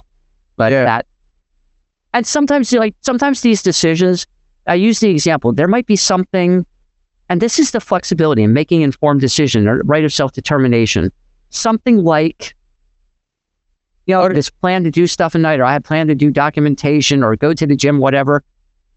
A roommate from college says, hey, my flight, I had a layover in Philly. My flight out of here got canceled. I'm in the city. Do you want to get together for dinner? I'm not going to go, you know what? I was going to do my documentation, but, I know I haven't seen you face to face in probably, I'm embarrassed to say how long. Maybe next time you have a layover, I have to do documentation, which could wait till the weekend. It's like, no, I'm going to make the informed decision. Great. Give me a time. I'm going to hop on the train. I know where to take you. It's not meant to get in the way or limit the joy that we can have, but it's, in fact, it's meant to take care of a lot of the have-tos, including the want-tos, like going to the gym, keeping up on our health, relationships, spending time with people that we care for. It is meant to reserve more time for that by minimizing the time on the have-to. Like I'll say, I'm dispositionally lazy. I want to get work done as quick as I can. Quality, hopefully, but I don't want to spend any more time on it than I need to. Nor do I think anybody else, but it's, we all, not all struggle with it, but it's, there are times that we make the informed decision. I'm tired. I'm stopping early today. Thank you. You have, this is, quite a cool conversation around ADHD in general, and you mentioned working memory in multiple times in your conversations. Right. And do you think that it is through experience more that people understand what may be good and what may be bad for them, and it may not come from instructions that are coming from somebody else. You know what? Part of the reason we humans have executive functions to the degree that we do, comes from living in larger and larger groups of non-genetically related humans. The early interdependence of small groups, 100 people, I think the Robin Dunbar number is like about 140. And then there was interreliance. And in early humans, there would be a death sentence if you were kicked out of the group. So there was a survival pressure associated with that. And then the impulse control, the behavioral inhibition, stopping and pausing. And with that pause, now we can act with intention towards delayed, longer range goals, rather than what Russ Barkley would call the prepotent response. The immediate, more alluring and quicker, smaller, sooner reward. Nothing wrong with that, but larger later. And so with that, so all that, and also how we learn. And again, this is like the work of Joseph Henrich. He would talk about the weirdest people on earth, but also just generally how would information be transferred. And we look for people who know what they're doing and gravitate toward that. And we generally learn through sequences of behavior. Yeah. First this, then that, then that. Yeah. And a lot of them, like tying our shoe, we can learn and do it automatic without thinking. So there is a lot that comes from instruction where that working memory, being able to hold on to what you see as you go and do it yourself, doesn't mean we get it right the first time, but it reduces our reliance on trial and error learning. So yeah, I mean, going back to your question, yes, there is some experience. Yeah. And many parents and grandparents will say, I told you, but I guess you had to learn it yourself. My parents don't know what they're thinking. Yikes, they were right. So there's some of that in our human factory settings, but being able to watch others, see good ideas people have, and this is like one of the benefits of media and contact. We can the distribution of intelligence that we can learn from other people and various things. That's very helpful. More information than we know what to do with. It can also be distracting. I have to put that in there. But I think that's like some of the working memory. All these tools, even though one of the things we think about least, not zero, but least of all, is the impact of ADHD on relationship, where that's actually where they were incubated and grew to the degree that they did, is like being able to get along well with others and learn from other people. We are natural resources for each other. Even what we're doing now, we're using words and language to change minds. Information, and that's what I do. For a living, I'll say, hey, this might sound manipulative, but we're working on changing what you do, but hopefully in a good way, as out of self-selection. So that's like the working memory, and the visual working memory, the nonverbal working memory, imagining to ourselves. So if I wanted to reshelve my books, I could imagine which way do I want to do it, alphabetically, this, and I could see what it would look like by size, and I could run through some simulations in our head, or what do I want to do this weekend, what in order. And the verbal working memory is the self-talk, the internalization of language that ends up being, when we're younger, explicit. We talk ourselves through things. Okay, this and that and that. It becomes the thoughts in our head without anybody, invisible, odorless, tasteless, but our values, thinking things through. It's like, oh, I'm frustrated at that person, but it really wasn't their fault. It's my fault. I'm putting my expectations on them. We can work things through in our head, and it's, cognitive therapy on ourselves, but also running through like how we want to be, our values. So that's a long-winded way to say, experience certainly plays a role, and sometimes there's no way around it, especially with novel things. But also, like one of the things, the reconstitution that comes from the childhood capacity to play, because that's what mammals do. We play, and that's how we learn. Exactly. Yeah. And also this has gotten less treatment, but the vagal nerve system and how that's associated with safety and comes from play, and the interpersonal safety, the co-regulation that we have. And this is where, like, one of the things I think has gotten short shrift is how ADHD, like my clients will tell me, clients with ADHD will tell me, my ADHD is annoying to other people, and I know it is, and I'd be annoyed too. So it's just that encapsulation of, but I think this is where we're at with neurodiversity, is we can appreciate this more. And some of the psychoeducation that you're providing, and hopefully this a little bit, is understanding that, hey, it's because very often the attributions, and it might be built into our factory settings, is, okay, if this person doesn't do it the right way, they're being disrespectful, or that's not right, when in fact it might be, okay, they interrupted during a research meeting, but it's because they were excited about what I was saying and they were building on it. So maybe this is being creative. It's a sharing of ideas, not, oh, they shut me down. Not that we have to like it right away, but this can be our, our impulse control of saying, is there another interpretation of this, which is more a delayed possibility. Now, people can be rude and offensive and wrong and all those things. I'm not trying to say, oh wow, they've insulted me into tears, but maybe it was a good thing. I don't want to oversell all this, but it's it's sort of what it's rooted in which we all have, but it's also what can be maddeningly difficult for folks with ADHD who say, you know what, I'm trying to do the right thing, but sometimes I miss cues, and I didn't mean to, and I don't even know what I did, and nobody told me. Yeah. They stopped texting me. I got ghosted. I don't know what happened. Yeah. But I mean, that is to an extent. You also spoke about discomfort. And like normally and ideally how people would want to self-regulate themselves, and how people ideally also deal with or get into delayed gratification is the same thing. You have to sit with some discomfort so that you get a greater reward after a designated amount of time.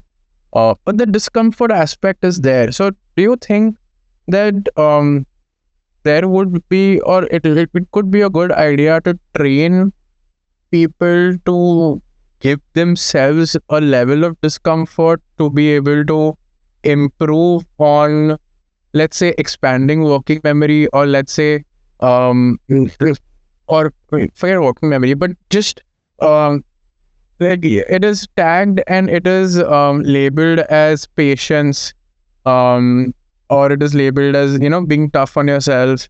Do you think that discomfort, going through the discomfort lane would be the best way, or the right way, or right enough way to go to it?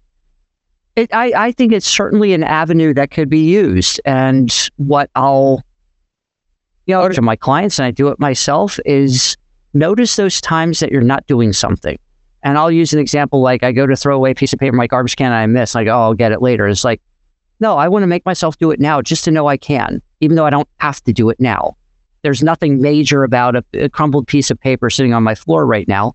But it's like, no, I'm going to get it, or I'm going to go hang up my jacket in the closet just because I want to know I can, even though I don't have to. And now this could also be, I don't feel like going to the gym, but I'm going to get up and make myself do it because I know I'll feel better at the end, and tolerate that.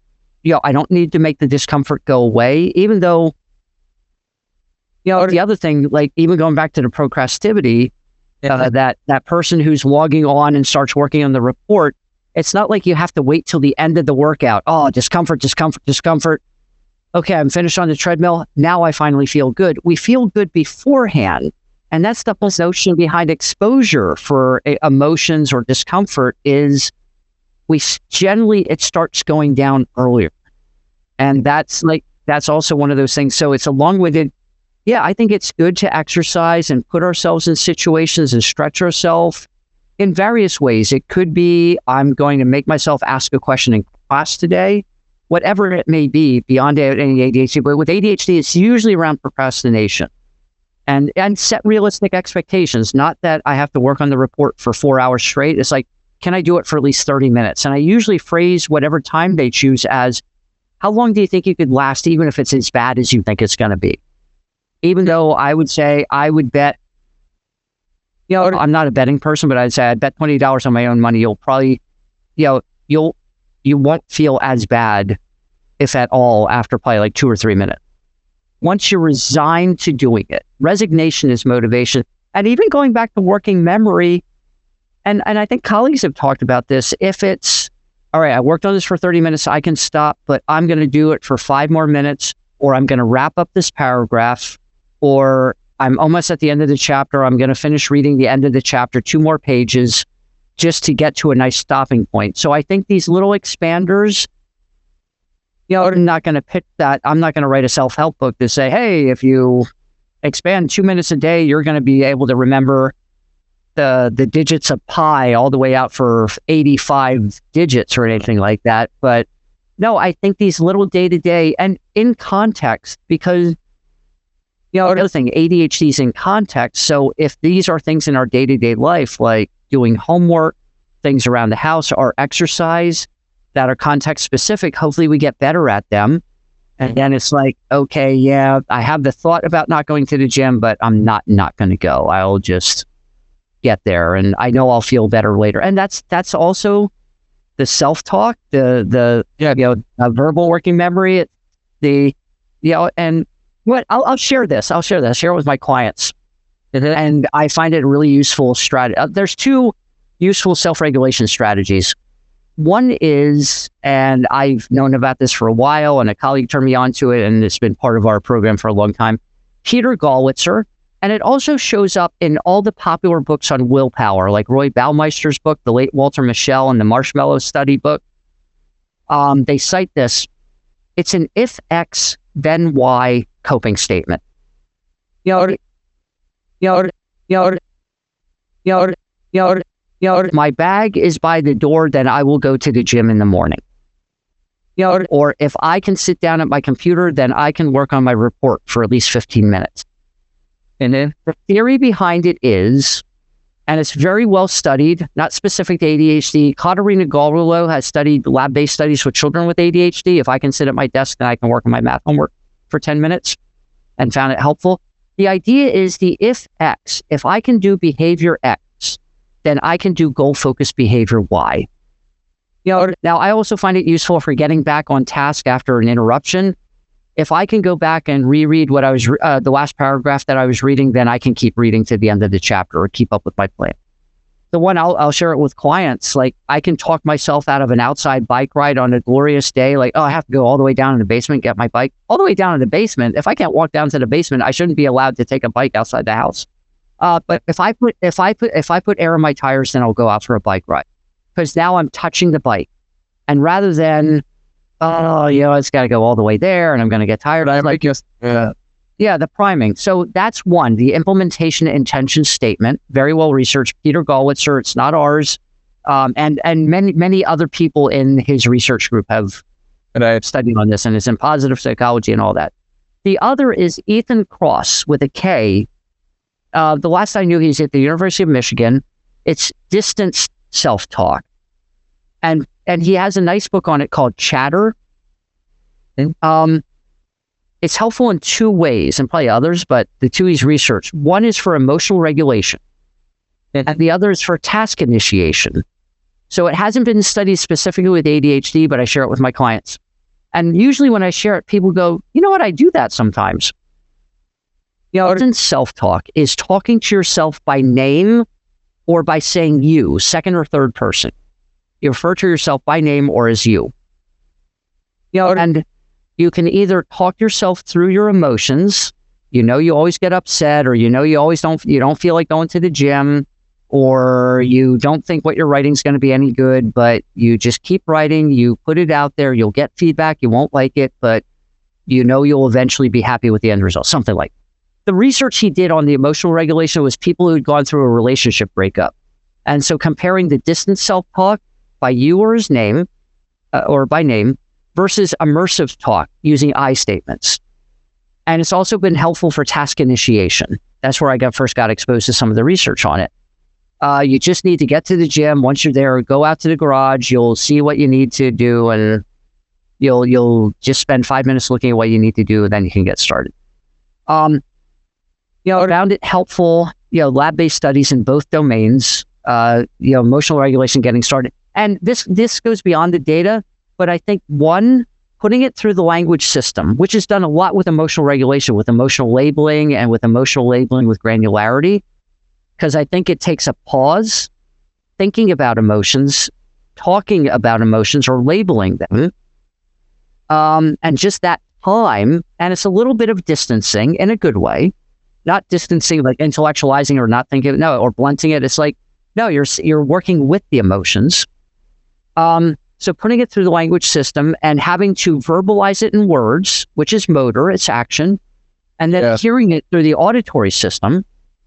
And this really goes beyond the data, but putting it in the you or by name language, people will say, I'm going to be more compassionate or helpful with somebody else. I can tell somebody else what to do or be more compassionate with them than I am myself. Again, this is conjecture, but if we're putting it in that language and hearing ourselves talking in the compassionate way that we would to somebody else, I can't help but hope that that also does something to being more forgiving of ourselves and nurturing ourselves along with our emotions and tasks. But again, for the third time, that's my read on it. I'm not sure if the data are enough to support it, but that's my story and I'm sticking with it. But people find it helpful. And like I said, a lot of times they say, and it goes back to like, even in childhood, we're learning to tie our shoes. We'll talk ourselves through it. Rabbit goes around the hole, pull it tight, things like that. So it's maybe like during a tough time, going back a few steps, not that that's a bad thing. It's like using something that really helps. Or like not judging yourself, like as you said, being compassionate towards yourself, like forgiving yourself that, it's okay. Good tools to, and good motivational tools as well, in terms of, should be. What do you think are the biggest observations that you've made since you started working on ADHD? Oh, wow.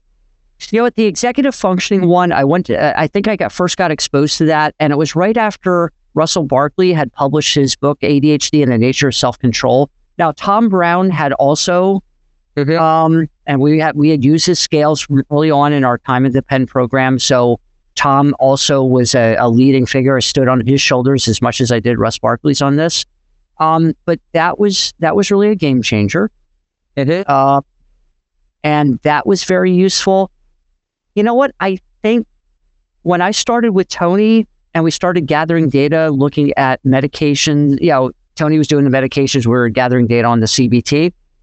To be honest, at the outset, and I dived into the literature, and I say I'm just visually lazy because there weren't a lot of studies on, like a couple like chart review studies on CBT, and it's like Steve Schaffner was working on his group, Mary Salanto hers, and various other people, like all independently of each other, but we certainly respect each other's work. But the first go round, I'm going, I'll be surprised if anything comes from the CBT side, and I'll probably just be going back to the Center for Cognitive Therapy, doing my straightforward, there's no straightforward therapy, but my classic cognitive behavioral therapy for depression or anxiety. And then at least our first now it was an open study, it wasn't controlled. But what I like about that was, one, it was a measurement of us, because we were the therapists. And it was people went through a thorough evaluation, but we got positive results. Now the first study, or at least the first review of the data, because we had the largest N for the people who did combined treatment. So we had some positive results, but you couldn't tease apart, well, how much was the therapy and the meds, because they were generally happening at the same time. But if I recall from that study, and also a later analysis we did of a handful of people who just chose to do the CBT alone, and this is like, I'd say a validation of what we were doing, was probably the strongest results we got was for Tom Brown, the Brown Attention Deficit Disorder Scale measure of activation, getting started on task, the engagement, which I think from my point, that's probably like, if procrastination is one of the biggest problems, and not having a plan, forgetting the plan, or having the plan and not doing it, doing everything else other than the plan. That I'd say that's been a very, I guess, at least for our approach, and probably I would imagine our colleagues are very validating because they've gotten positive results too. You know what? What other observations? Especially recently, the role on relationship, and the shame and guilt and the social emotions, how strong they are. Because very often people will talk about their frustrations and they'll use words like shame and guilt, even if it's not like a social. But I think there's that feeling different or less than.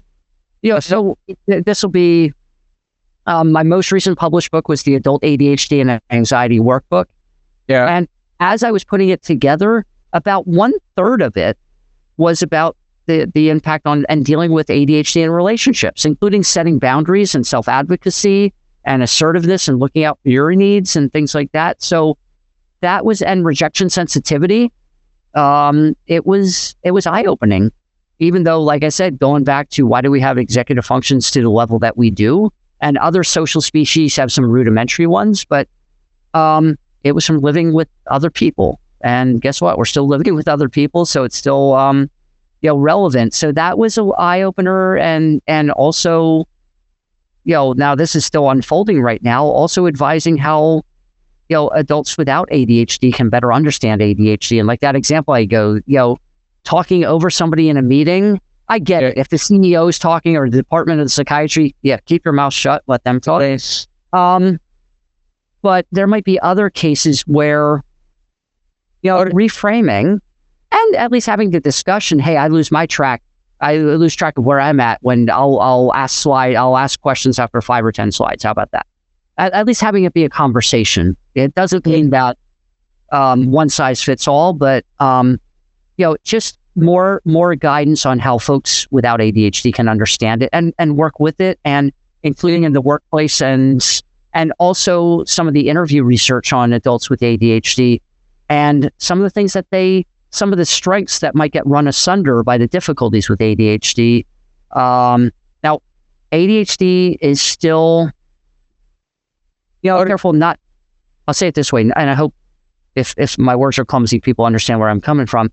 I don't want to romanticize it. I don't want to make everybody go, you have ADHD, this is awful. Stop trying, give up, right? No, but also a lot of people do struggle mightily with it, including suicidal thoughts and things like that. So, and some people will say, people talk about the gifts with ADHD, I'm not seeing them. So, there is some interview research about, across the board, the struggles. And what one person said, dysfunction, what was it? Function doesn't mean disordered. So they might say, I have problems, but that I can work around them and get to the positive. So I think that's a nice balance of like the capacity to accept, but also work towards change, and maybe along the way, uncover gifts of any sort that's been masked by so long. Yeah, so it's sort of that both and. So it's still working that through, and but those have been some of the observations. Pretty cool observations, I must say.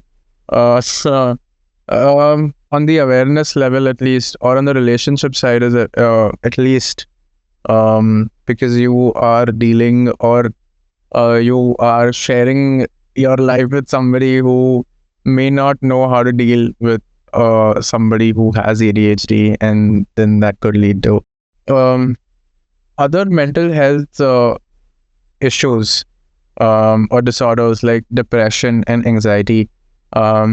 They have certain conditions which stem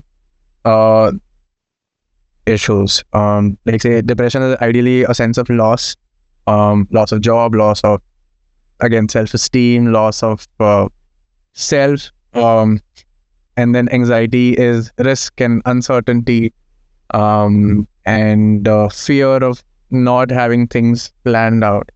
But where does ADHD stem from? You said it's a neurodevelopmental disorder and it is classified that way. But what are the it's a effect. It's a headache, and the headache is caused because of something. And the headache is not the issue. So I mean, is it a valid question to ask? Well, yeah, I mean, our understanding of the executive functions of self-regulation, it's a complex genetic situation. It's not like eye color that we can go, oh, if you have blue eyes, you have a homozygous recessive or whatever. Yeah. But looking in the networks in the brain, there are, I know what we usually talk about, the executive functions are housed in the frontal cortex, but the networks guiding them, and this is imperfect because this is why there's no brain scans where you can take it and diagnose ADHD, because there could be one that, well, it looks consistent with ADHD, but the person doesn't manifest symptoms and somebody else. And I think this might be true of other conditions where, if that were the case, we'd just be going in scanners and going, here's what you got, like the movie Gattaca or something like that. Kidding and movie reference aside, it seems to be there are, there's probably different, it's probably an issue of equifinality, like sort of different assortments of networks and, brain volumes of different size that can lead to this phenotype, if you will, the executive functioning difficulties.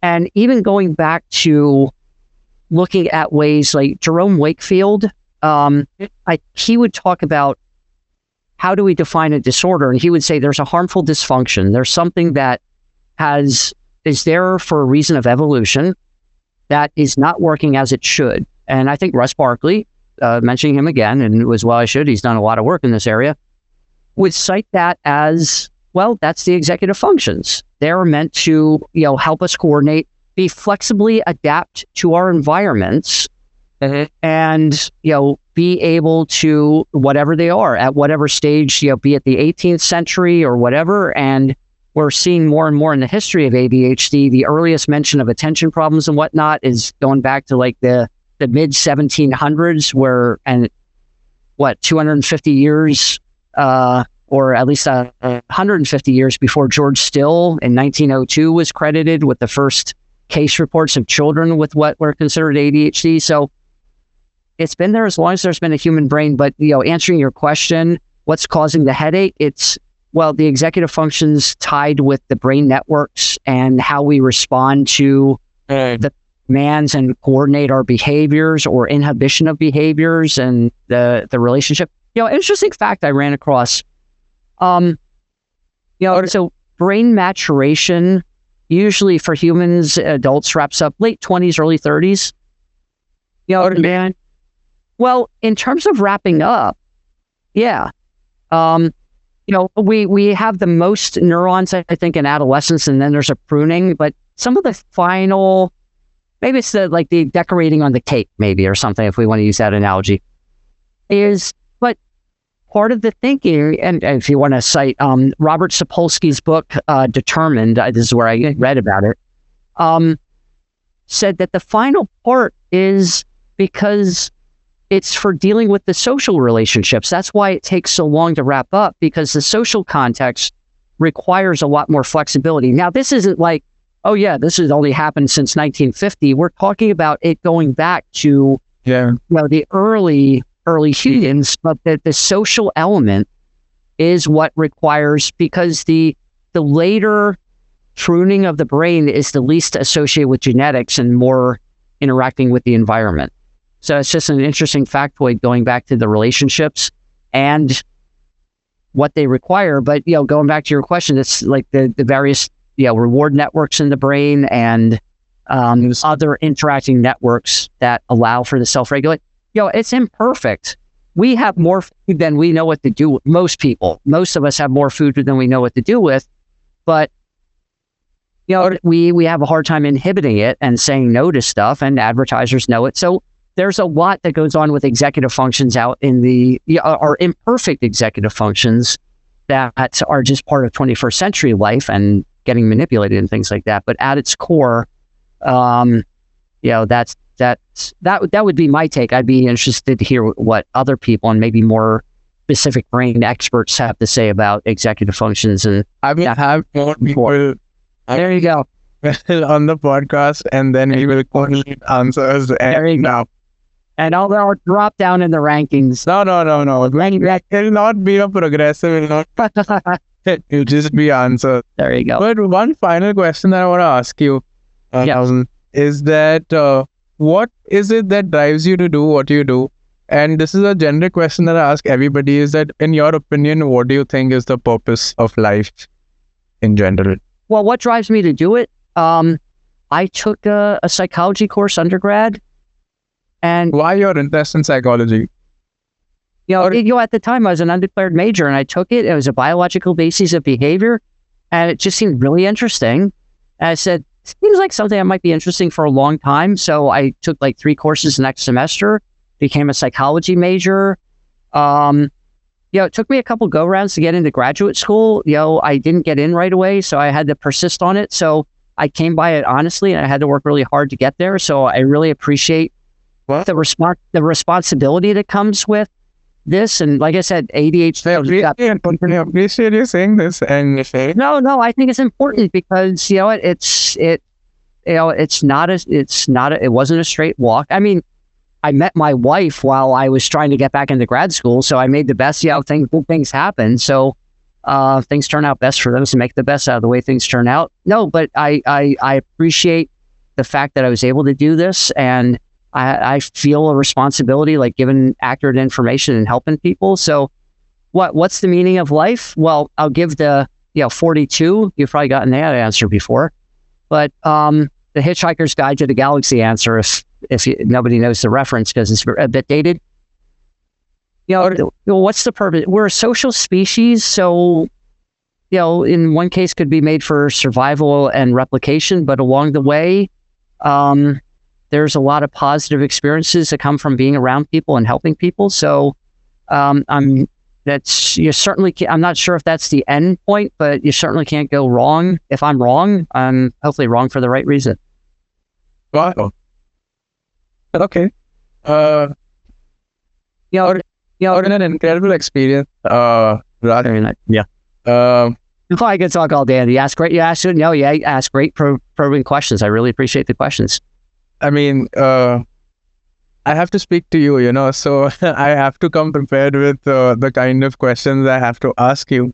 No, but seriously, I think if we break down the answers that you've given us, and we, not tutorials, but some guide as to, if people resonate with having ADHD or symptoms related to ADHD, there could be some feedback that they could get as to what they might, or maybe a guiding direction or a guiding light into how they can behave or what treatment they can seek, or read up more on the things that you have spoken about. So yeah, thank you so much for being so candid about the practices that you have and the things that you share with your clients.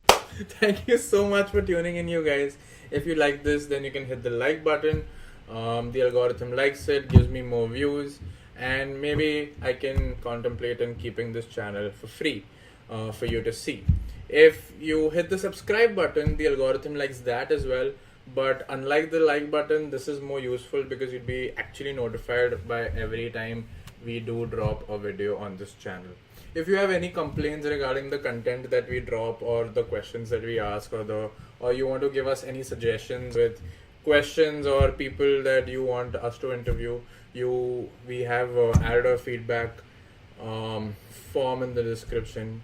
You are very welcome to fill that up and let me know. If you hated this content and you do not want to see my face ever again, and do not want to share it with anybody, and do not want to refer this kind of content with anyone, then until you do tune in to my next episode or my last episode, or you do tune in, I would like to wish you, in Truman Burbank's very own words, good afternoon, good evening, and good night. Cheers.